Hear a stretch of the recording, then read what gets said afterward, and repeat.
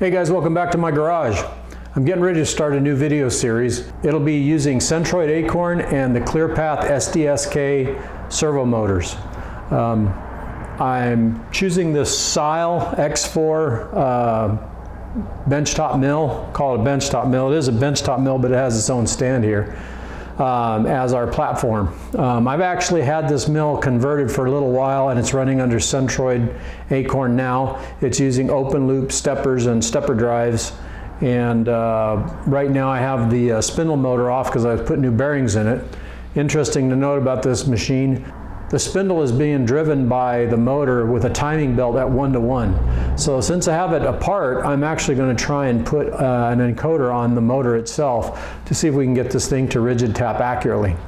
Anyway, both Centroid and Teknic have been around for over 30 years, and they both specialize in motion control. I've chosen this project to give Clearpath servos a try. I've only briefly touched on them some years ago, but now with this machine I've had the opportunity to purchase the Clearpath SDSK servos, and as you know, I'm very fond of the Centroid Acorn hardware. So hopefully, step by step, we'll go through this whole process together and see if we get this thing running under Centroid Acorn and the Clearpath SDSK servos. A little bit about the machine. It's 4-axis. It has, of course, XYZ, but it also has a small rotary axis here. The X and the Y servos are the same size, and the Z is larger. You'll notice here there's a gas spring here to counterbalance this head. I wanted to eliminate this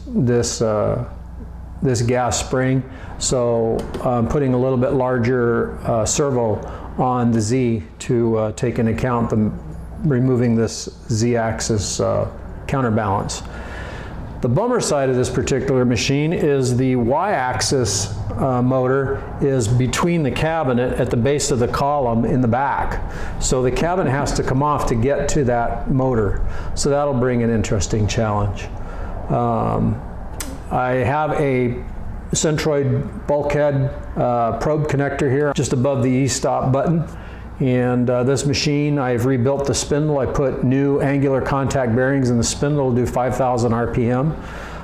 Let's see what else. It's a 240 volt machine. I think that's about all I could say about it.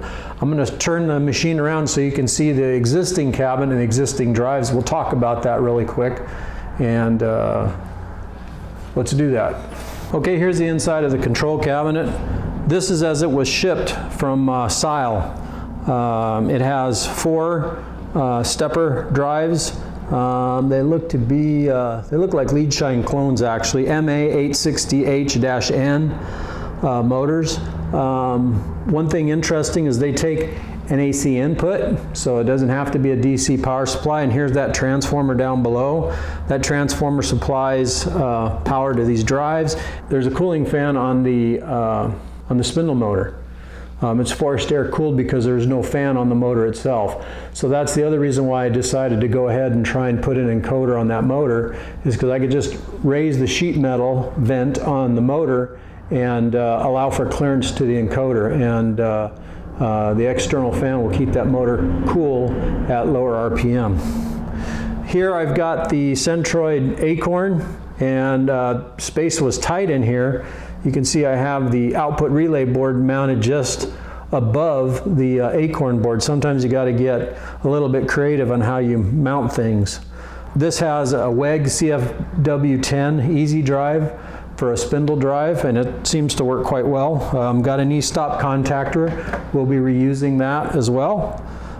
So anyway, just kind of a little sneak peek at what's coming using the Acorn and the Clearpath SDSK servos.